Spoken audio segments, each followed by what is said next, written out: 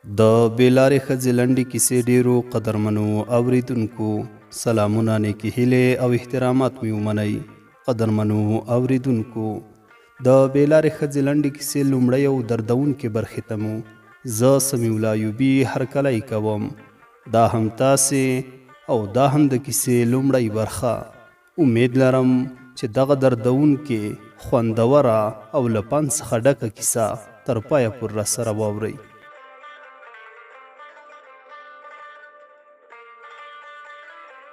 ان تر واده کولو وروسته هم څو شپې ورځې مې د مېرمنې یعنې پلوشې له بېلابېلو حرکاتو داسې انګېرله، هغه په کلیواله اصطلاح چې ګویا په اډو صافه نه ده.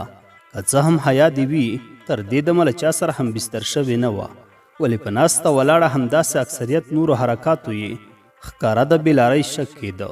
تل او د هرې موقع نه په استفاده یې له نامحرم خلکو سره د سترګو جنګولو ځان ورته ښودلو هڅه کوله. دې او دې ته ورته بعضې نورو ځانګړنو ته یې په کتو زړه مې پرې غل شوی و، نفس مې پرې نه کېناسته. حتی له خبرو هم یو نواکبرجنه دوکهبازه ښکارېده، خو بیا به مې هم وویل لا حول ولا قوته. زړه کې به مې وویل نه، انشاءالله هسې شیطان کافر وسوسې راچوي، هیڅ خبره نشته. وخت نا وخت به مې په همدې شان ځان ته ډاډ ورکاوه، مګر بیا هم پوره مې ځان نشو قانع کولی. هغه هم په داسې حال کې چې ما غزني کې د لبنیاتو په یو شرکت کې کار کاوه. صرف جمعګي به کور ته راتلم، نه مې شوی کولی تر څو لږې تعقیب کړم چې گویا رښتیا هم خرابه ده، که هسې دا ځینې خرابې کړنې عادت دی. همدې بدګمانۍ او اندېښنه کې ورځې شپې او میاشتې تېرېدې، ان تر دې چې یوه ورځ د تل په څېر بیا هم د پنجشنبې ورځ وه. د جمعې د رخصتۍ په پار مې له غزني نه حرکت راوکړ. شپه مې کور ته راوړه. سهار د چای څښلو په مهال مې تر ټولو نږدې او خوږ ملګري چې له ماشومتوبه په هر غم او ښادۍ کې راسره شریک و، وهاب ته زنګ وکړ. د سلام او جوړ پخی وروسته یې راته وویل له غزني راغلی؟ ما ورته وویل هو، بېګا ماښام کور ته راورسېدم. وهاب راته وویل ښه په خیر راغلی، که چای دې څښلی وي راځه کروندو ته. راشد دوی کچالو وباسي، هلته به کینو. لنډه دا چې تر چای څښلو وروسته ورښکته شوم. کله چې ورغلم په یوه پوله باندې کېناستو. وهاب څو ځل په اوږده نظر ډېر مایوسانه او دردمند انداز راته وکتل. پوه شوم چې غواړي څه ووایي، خو په ویلو کې زړه نازړه دی. ورغبرګه مې کړه وهابه خیرت خو به وي، څنګه دې داسې خواشینه او ځیر ځیر راته وکتل؟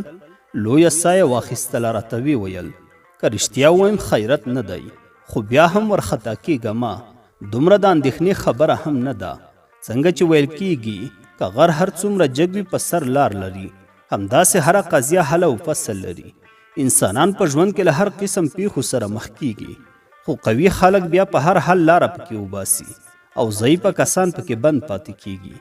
زه په تا هم باور لرم، انشاءالله په ډیره معقوله طریقه به ستونزې ته رسیدګي وکړي.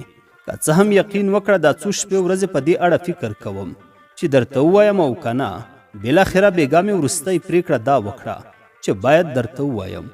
که ونه وایم دا به مې ستا سره یوه رښتینې او صادقانه ملګرتیا نه بلکې جفا وي. اگر چې د هر ځل درته کتلو سره مې هڅه وکړه، ولې بیا په خبره خولې ته رانغله. خو دا چې ستا ابرو عزت زما ابرو عزت دی، ځان مکلف ګڼم چې درته ووایم. اما بیا هم وایم، هیله ده چې لار ورکه نه کړي، په آرامه ذهن مخ ته لاړ شي. خبره کې ورولوېدم څه کیسه ده؟ زر ووایه زړه دې رانه وویستلو. وهاب راته وویل زړه دې خدای وساته، خبره داسې د څاروان جانه چې ورېندار مې په ډېره لویه بېلارۍ ولیده. هغه داسې چې څو ورځې مخکې مې ورپام شو. ستاسو د کور په چار چاپېر سیمه کې به وخت نا وخت د مستر عادل زوی شیرین او طاهر تاوېدل راتاوېدل. دوی سترګې به ستاسو د کور په کړکیو کې وي. زړه کې شک را پیدا شو چې دا د څه لپاره دلته تاویږي. بله ورځ مې کتاب را واخیستو، د مطالعې په بهانه راغلم. د هاشم اکا په باغ کې غلی کېناستم. د کتاب لوستلو تر څنګ مې دوی او ستاسو کور تعقیباوه. څو لحظې لا نه وې تېرې چې ستا د اطاق په کړکۍ کې مې ورېندار ولیده. اشارې ورسره شروع کړې. ان دوه ځلې تر کړکۍ سر ورته را بهر کړ. په تمثیلي بڼه به یې یوه سره ټوټه په شیشو کش کړه، ګواکې که بل څوک مې هم وویني فکر به وکړي چې شیشې پاکوي. عین حال کې موبایل کې هم سره اخته وو. ټوکې ټکالې کولې. د دوی د خندا غږ ان تر ما پور راتلو. هاخوا کړکۍ کې ورېندارې ګوشي غوږ ته نیولې وه. له هر ځل خندا سره سپین غاښونه معلومېدل. د دې صحنې په لیدو مې وضعیت بیخي خراب شو. یقین وکړه که د هغې راهیسې یا د ډوډۍ په خوند پوهېږم یا ناسته ولاړه خوند راکوي. طبعا په تا به مې هم خبرې ډېر بد اثر پرې ویستلی وي. اما څنګه چې وایي دوست به دې وژړوي دښمن به دې وخندوي. هیله ده له دې خبرې زما وجداني مجبوریت همدردي درکړي او څومره چې زر کیږي په ډېرو سړو مغزو یوه معقوله د حل لاره ورته پیدا کړي. د ورېندارې د دې نه تحمیلېدونکي عمل مخه ونیسي. چون د یو ملګري په صفت ما ستا په ملګرتیا او غیرت تل ویاړلي. له دې وروسته هم نه غواړم کومه د ضعف نقطه ولري. ان د پلار نه لیکونو ښه درنه او باعزته کورنۍ لري. له دې سربیره کور کې پیغله خور لري. خدای مکړه تر څو د هغه نوم ورسره بد نه کړي. لهذا له هرې ممکنې لار چې ته یې ښه ګڼې او هر څومره زر چې کیږي مخنیوی اړین دی. البته له یادولو دې پاتې نه وي چې ته تنها نه یې. د هغه ځناورو په وړاندې که کوم عکس العمل کاوه زه په ټول توان او تر وروستۍ سلګۍ در سره یم. هیڅ رای ونه وهې خو فکر کوم تر څو چې خپل کور کې ستونزه حل یا هم ورېنداره اصلاح نشي د نورو خلکو سره وهل ویشتل حتی وژل بېمانا دي. لا د سړي فتح او ابرو الوزي. د کلي کور کیسې پکې زیاتیږي. د شرم غږ یې تر لرې لرې سیمو ځي. نور انشاءالله ته له ما ښه پوهېږي او سرخلاصه انسان یې. څنګه دې چې خوښه وي زما له خوا در سره وکېده.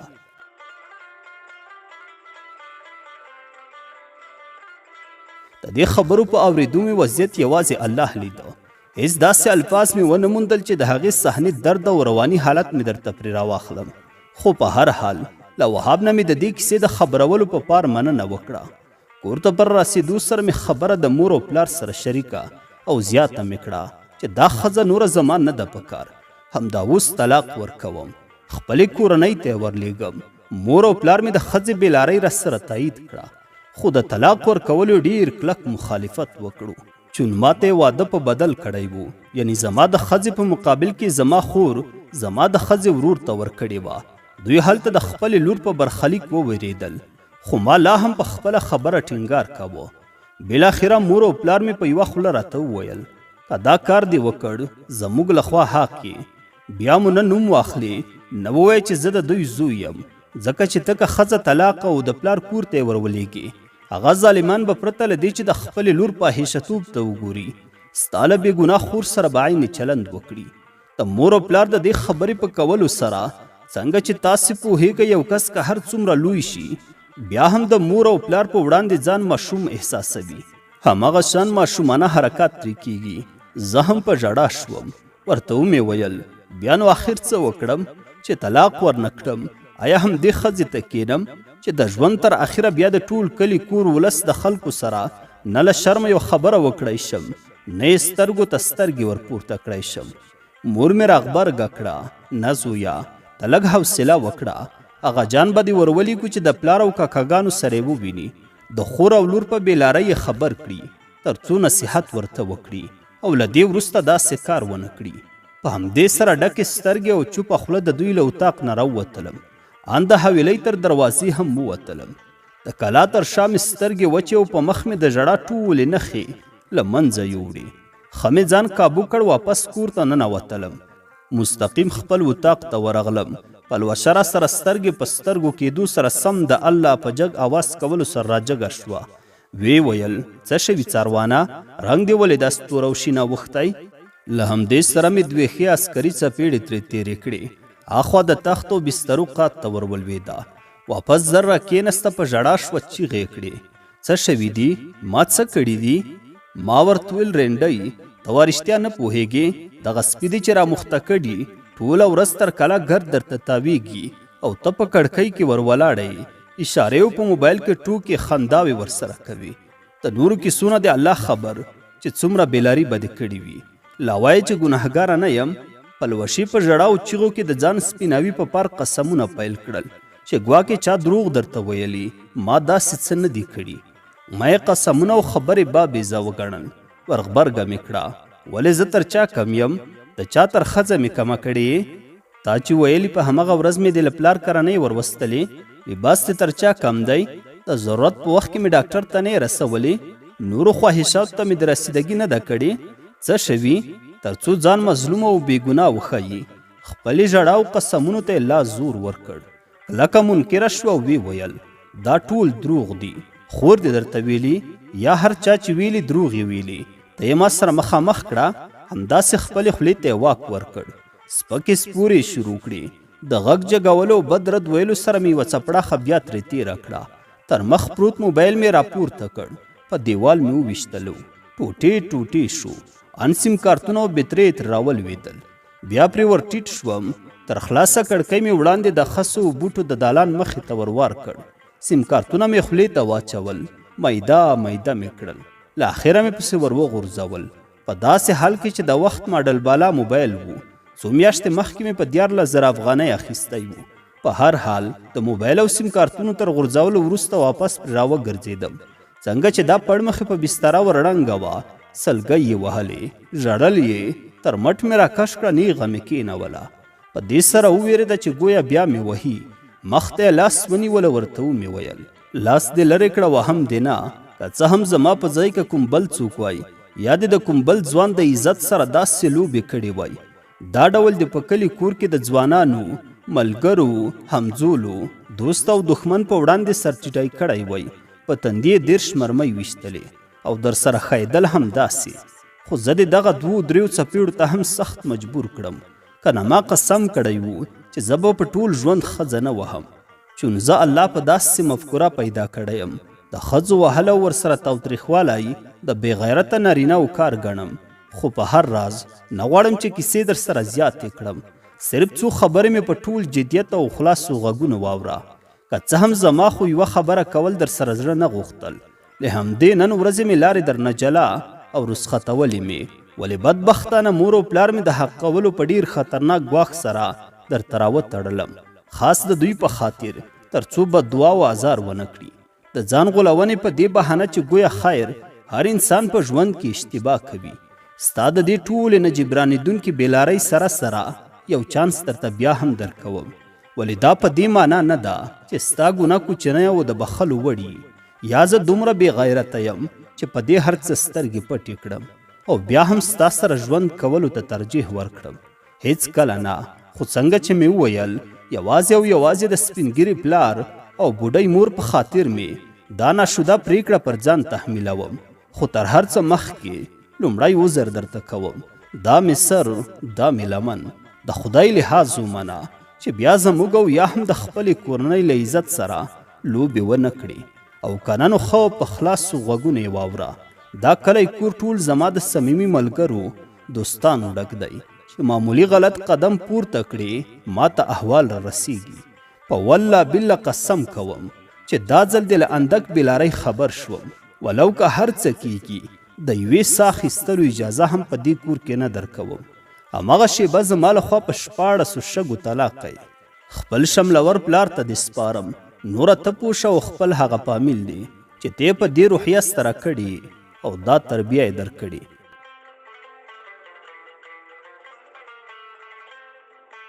له دې سره مې جیب ته لاس کړ، خپل موبایل مې راوویسته. لومړی سیم کارت مې تر را بهر کړ.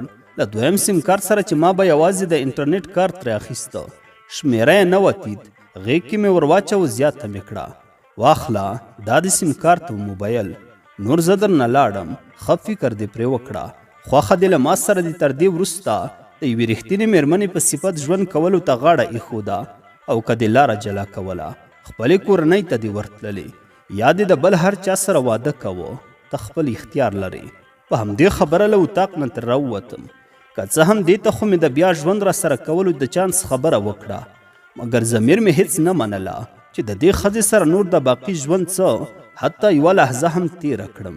خو څنګه چې زه اول تر اخره له هیڅ ګناه دومره نه ویریږم لکه د مور او پلار له بددعا او آزار نه، پس له شک پرته صرف د دوی او هغه خور په خاطر مې کومه چې زما بدل شوې وه دې د زهرو غړپ کولو ته غاړه کېښوده.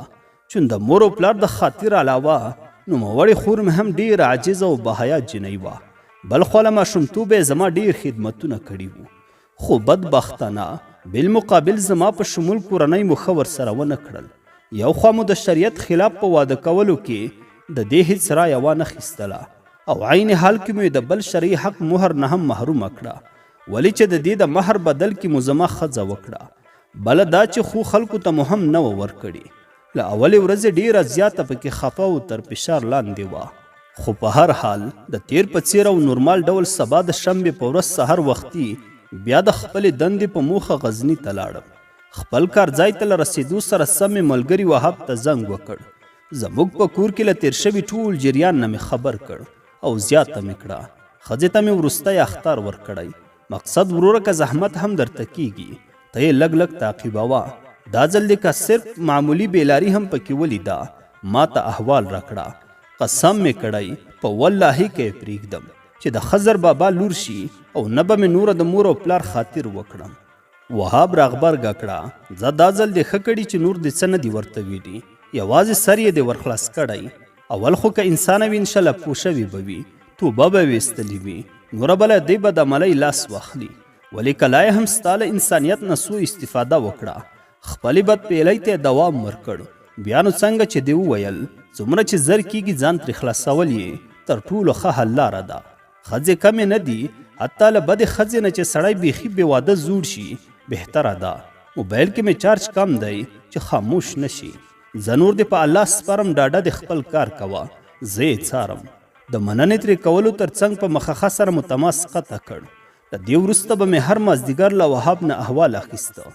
د ده جواب به هم مثبت و، ان تر دې چې څو میاشتې ووتلې.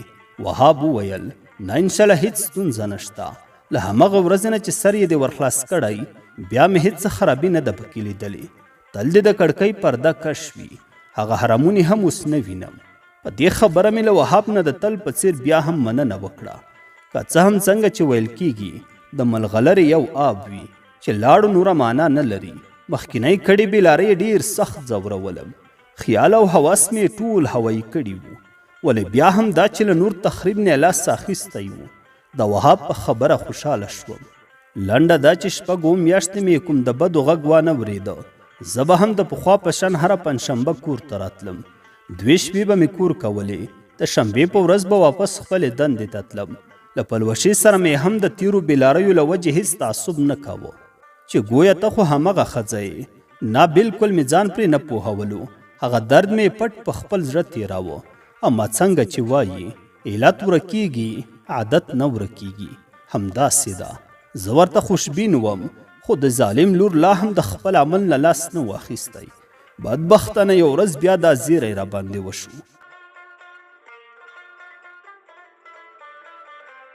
د بېلارې ښځې لنډې کیسې ډېرو قدرمنو اوریدونکو، دا وه د کیسې لومړۍ برخه. امید لرم چې د خوښې وړ به مو ګرځېدلې وي. تر راتلونکې یعنې وروستۍ برخې پورې مو په لوی څښتن تعالی سپارم. ښاد و آباد اوسئ.